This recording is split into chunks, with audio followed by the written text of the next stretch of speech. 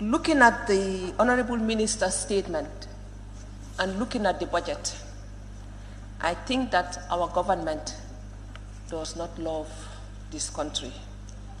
They do not have the feeling to nurture our children in this country.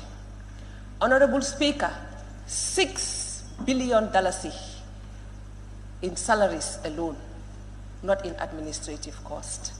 Honorable Speaker, and we say we are a poor country.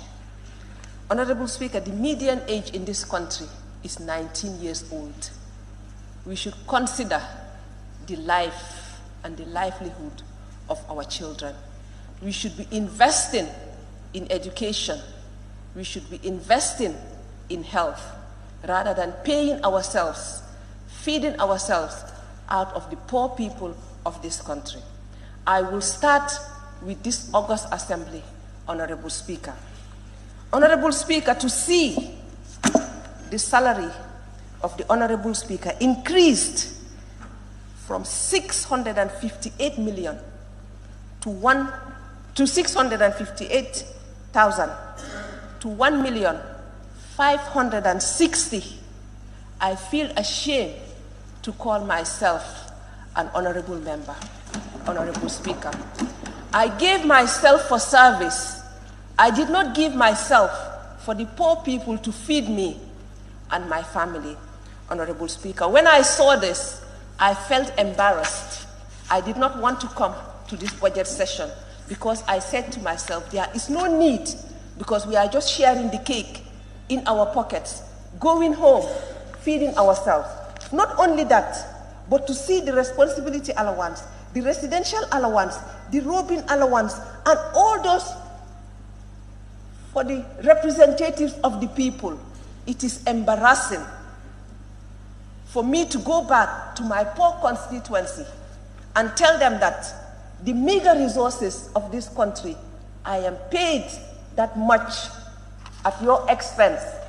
I took an oath, Honorable Speaker, to serve and to give back to my society, not to enrich myself. And even if I go to the Constitution, Honorable Speaker, it says that we shouldn't deliberately enrich ourselves. And increasing our salaries is deliberately enriching ourselves. And that is an embarrassment. I think as a National Assembly, we should not accept any salary increment. It was in this August Assembly that we sat and discussed the salaries of the ministers and denied them, even though they went behind our backs and increased it. That is their problem. We offered ourselves for service, Honorable Speaker. We were not appointed. We were elected, and we offered ourselves, Honorable Speaker. And I think we should think of our people when we do the budget. I'm not allowing you to observe me. I don't have that time. When you are on your own feet, observe yourself, please. Thank you. Honorable Speaker, when we go to the office of the President, Honorable Speaker, I have seen new units, ICT units, being established at the office of the President. The office of the President has, I think, whatever they call it, the person that does her public speech or whatever, that lady.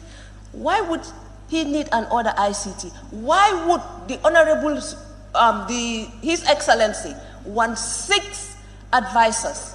How many ministers does he have in addition to the new ministries? If the President is telling us that the ministers are not good enough, I told this August Assembly here last year when we did the budget, if he is implying that his ministers are not good, let him sack them and appoint advisors.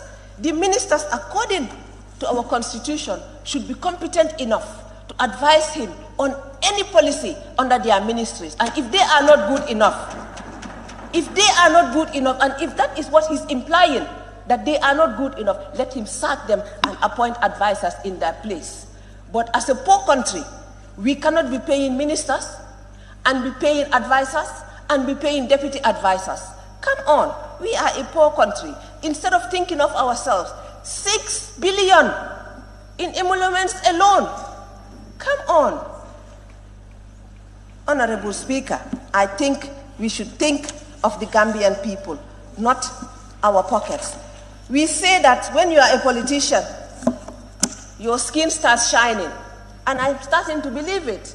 Once you are appointed a minister, before 2 months, you marry a second wife. You start buying homes abroad. Come on, at the expense of who? At the expense of the poor Gambian? No way. Mr. Speaker, I am ashamed to call myself a National Assembly member. To be honest, I did not want to contest again. The only reason I contested was to show them that I can come back to this August Assembly. And I did against all odds, Mr. Speaker. If they want, they can die seeing me at the Assembly, but I would come.